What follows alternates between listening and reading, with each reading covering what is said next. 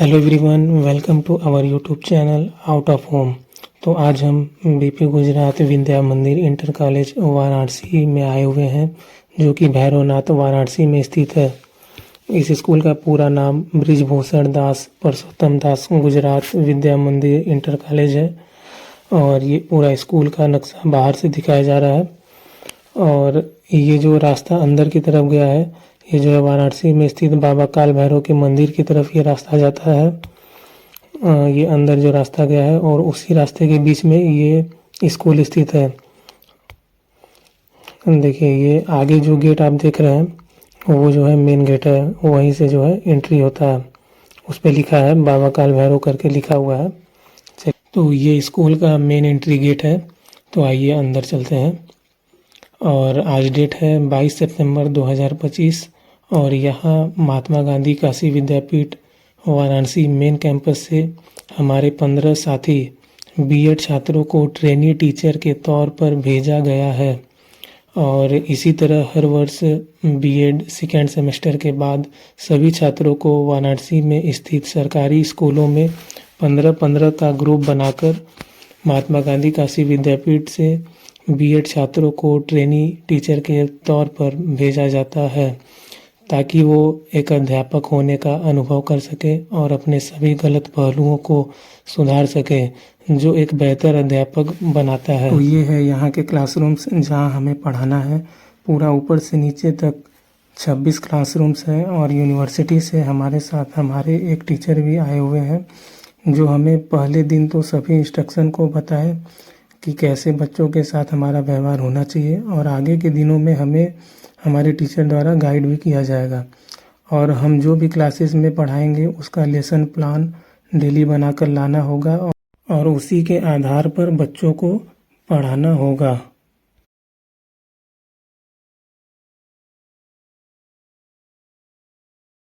ये देखिए, मोमबत्ती जल रहा है। मोमबत्ती जल रहा है। तो मोमबत्ती जल रहा है, क्या हो रहा है? इसका जो मोम है वो पिघल रहा है। मोम पिघल रहा है तो मोम की अवस्था में परिवर्तन हो रहा है। मोम पहले क्या था? ठोस अवस्था में था। पिघलने के बाद मोम द्रव अवस्था में हो रहा है। तो मोम का पिघलना, यहाँ पे दो परिवर्तन हो रहे हैं मोमबत्ती। पहला मोम का पिघलना, जो कि है भौतिक परिवर्तन। मोम का पिघलना भौतिक परिवर्तन। और मोमबत्ती की जो लौ चल रही है वो कौन सा परिवर्तन है? रासायनिक परिवर्तन। कौन सा परिवर्तन है? रासायनिक परिवर्तन। कार्बन से ढक दिया, ठीक है। अब देखिएगा, अब मैं ग्लास को उल्टा देती हूँ, ठीक है। अब धीरे धीरे मैं अपने हाथ को कार्बन की तरफ से हटा रही हूँ। देखिए, मैंने हटाया लेकिन कार्बन नहीं गिरा। इसका मतलब जब मैंने इसको नीचे किया, ग्लास को नीचे वायुमंडलीय दाब लगा और दाब ऊपर की तरफ लगा, इसलिए कार्बन नहीं गिरा। बिना आपको एक मुझे सिक्का निकालना है, कंडीशन ये है कि आपके हाथ में पानी नहीं लगना चाहिए, ठीक है। कौन ट्राई करेगा? आइए करें। क्या करना समझिए ना, आपको इससे सिक्का निकालना है, लेकिन शर्त ये है कि आपके हाथ में पानी नहीं लगना चाहिए।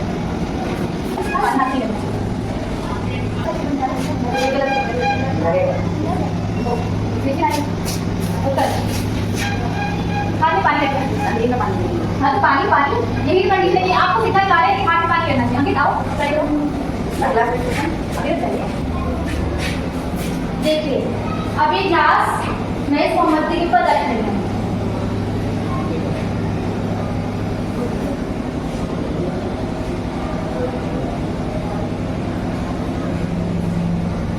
देखिए, मोमबत्ती बुझ गया, लेकिन पानी धीरे धीरे अंदर जा रहा है, ग्लास के अंदर जा रहा है। मोमबत्ती बुझ चुकी है और पानी का लेवल आप देख लें, धीरे धीरे ऊपर चढ़ रहा है, ठीक है। अपना दाब लगाया, बाहर वायुमंडल में अपना दाब लगाया और पानी धीरे धीरे ग्लास के ऊपर आने लगा। समझना, इसका मतलब वायुमंडलीय दाब हर दिशाओं से, उत्तर दक्षिण पूर्व पश्चिम ऊपर नीचे हर दिशाओं से वायुमंडल हमारे ऊपर दाब लगाता है। उसी दाब को वायुमंडलीय दाब कहते हैं, ठीक है। अच्छा, ये बताइए, जब हम गैस की बात कर रहे हैं तो उसमें भी तो कुछ अणु होंगे। तो अणुओं और दूसरे अणुओं के बीच में, एक अणु है दूसरा अणु, उसके बीच में क्या ऐसी चीज आ गई जिसकी वजह से ना उसका आकार निश्चित है?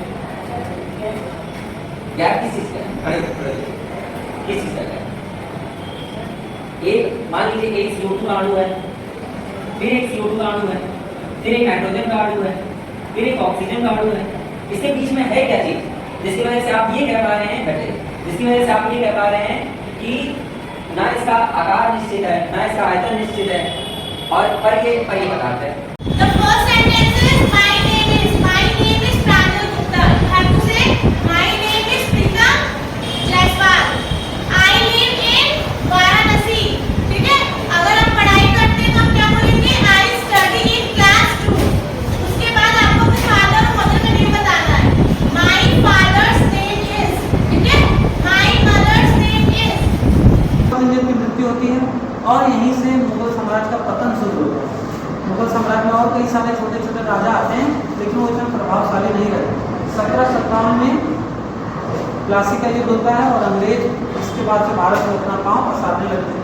धीरे भारत को कब्जा करना शुरू कर देते हैं। 1757 से 1857 तक आते आते अंग्रेज पूरी तरीके से भारत को कब्जा कर लेते हैं।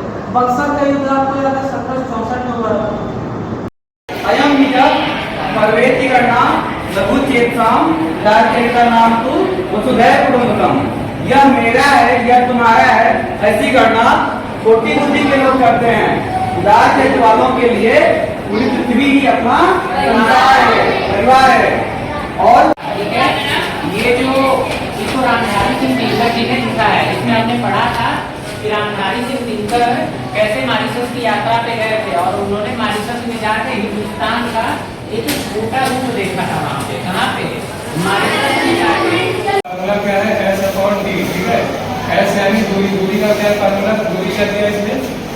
15 मीटर। यहाँ 15 लिखिए और समय कितना दिया है? 8 मीटर। इसको अगर हम भाग करेंगे कितना आएगा? 3 मीटर पर।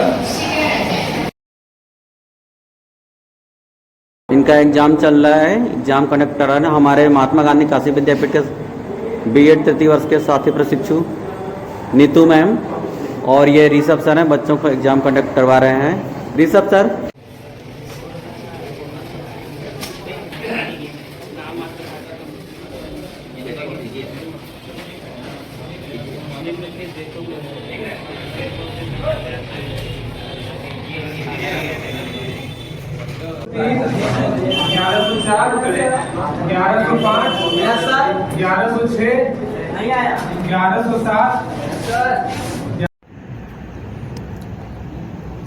और इसी तरह हम सबका टीचिंग पूरा हो गया और आज 6 नवंबर 2025 का दिन है और आज हम लोगों को एक क्लोजिंग पार्टी या फिर कह लीजिए फेयरवेल पार्टी अरेंज करना है और इसी में स्कूल के टीचर्स और प्रिंसिपल और हमारे हेड ऑफ डिपार्टमेंट सभी लोग इकट्ठा होते हैं और हम सभी को उज्जवल भविष्य के लिए प्रेरित करते हैं। और टीचर लोगों के अनुसार हम सबको ये पार्टी किसी एक क्लास में करना था और इसी में हमारे सभी साथी लग जाते हैं, बेंच को इधर उधर करके क्लास को डेकोरेट करना शुरू ही करते हैं।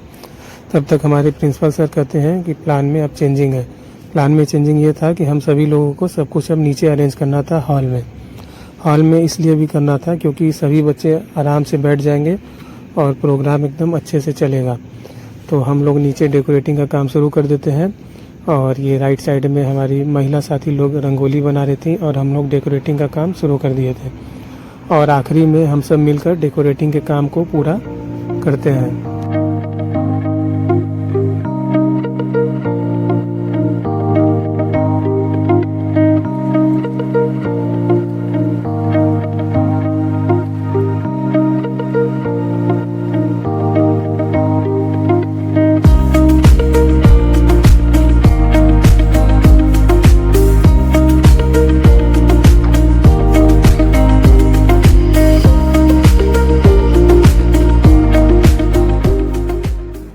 तो आप लोग ये देख सकते हैं कि पूरा तैयारी जो है हो गया है। डेकोरेटिंग का काम और बैठने का इंतज़ाम, चेयर वगैरह सब कुछ हम लोगों ने लगा के तैयार कर दिया है और अब हम लोग बारी बारी करके एक लाइन से बच्चों को ऊपर से नीचे भेजेंगे। सभी बच्चों को देखिए हम लोग नीचे भेज रहे हैं और सभी बच्चे जो है नीचे बैठ रहे हैं। अब इसके बाद प्रोग्राम को शुरू किया जाएगा। हाथ ऐसे करो सभी लोग। थामी है मुट्ठी भर जमीन, आवाज नहीं आया। थामी है मुट्ठी भर जमीन, थामी है मुट्ठी भर जमीन। अब आसमान की ओर देखो, अभी तो पूरा आसमान बाकी है। अभी तो पूरा आसमान बाकी है। नहीं है, ये आपकी जर्नी नहीं है, आपके परिवार की जर्नी है, आपके माँ बाप की जर्नी है। ठीक, तो उन्हीं की बातों को सुनो, कभी पूरा करना है। क्योंकि माँ बाप अच्छाई कहते हैं, सबके माँ बाप अच्छे कहते हैं। अगर आप उनसे ज्यादा बोलना हाँ जी, एक बार ताली बजा दो इसके लिए। अच्छा ठीक है, क्या क्यों फौजी बनना चाहते हो वो बताओ। देश की क्यों, क्या जरूरत है देश की रक्षा करने, क्या है देश में बताओ। हाँ देखिए, बहुत अच्छा बताया। देश में हमारा परिवार है, ताली बजाओ इसके लिए। देखो ये चाहता तो बोल सकता था कि मुझे पैसा मिलेगा, रुतबा मिलेगा, ताकत मिलेगा, लेकिन इसने बोला मेरा परिवार है देश में। ऐसे ही लोगों की तो जरूरत है हमारे देश में, जो अपने बारे में न सोचे, देश के बारे में सोचे। तो इसी के बाद हमारे हेड ऑफ डिपार्टमेंट आ जाते हैं और आते ही वो पहले सरस्वती जी का पूजा करते हैं, और जब वो ये पूजा ख़त्म हो जाता है तो उसके बाद हम लोग उनका स्वागत करते हैं, मालारोपण करते हैं, और उसके बाद से प्रोग्राम को पूरी तरीके से शुरू कर दिया जाता है।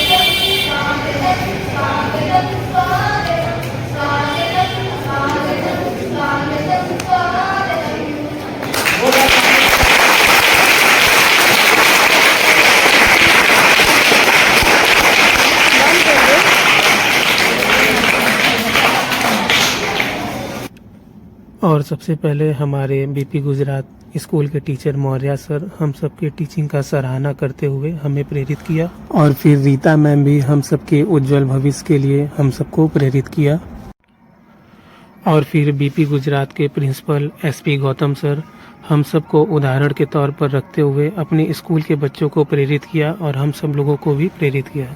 फिर हमारे महात्मा गांधी काशी विद्यापीठ यूनिवर्सिटी के बीएड डिपार्टमेंट के HOD professor Surendra Ram sir सबकी तारीफ करते हुए सभी बच्चों को भविष्य में कुछ अच्छा करने के लिए प्रेरित किया।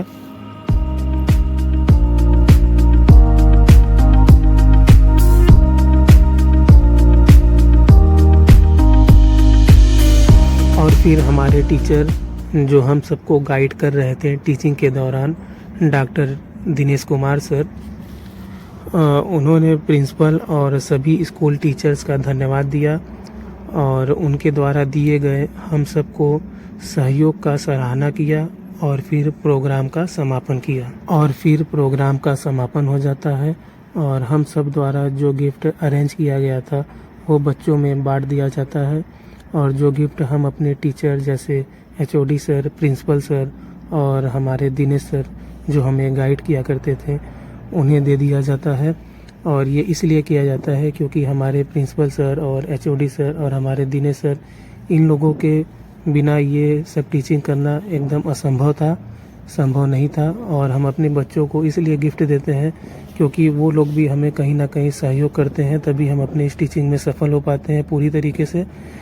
तो ये सब चीज़ करने के लिए ऊपर से कोई भी दबाव नहीं होता है, आप जहाँ तक कर सकते हैं करिए, इसके लिए कोई दबाव नहीं है।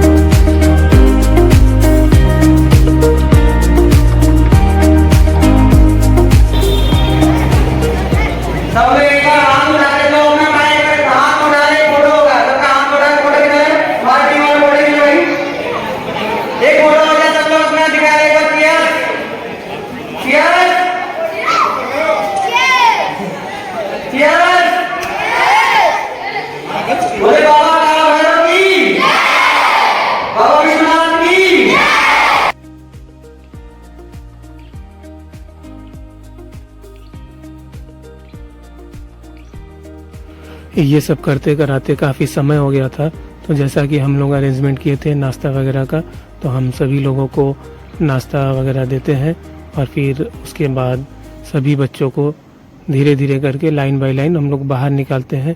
तभी हम लोगों के लिए बच्चों लोग भी एक सरप्राइज़ गिफ्ट रखे थे, हम लोगों के लिए पेन वगैरह गिफ्ट किए वो लोग, और फिर सभी बच्चे चले गए।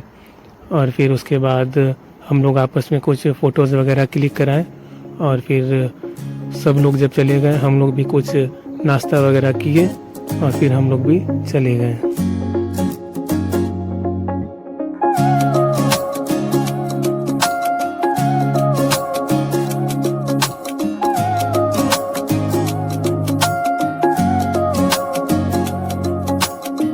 दिल में अब कोई ख्याल भी नहीं है, तेरे जाने का मलाल भी नहीं है। मुंतजिर में था जो तेरे आने का, अब तो तेरा इंतजार ही नहीं है। मन में मेरे अब सवाल ही नहीं है, हुआ ये कोई कमाल भी नहीं है। जीत गया तुझे भूल के मैं ऐसे जैसे जिंदगी में कोई हार ही नहीं है।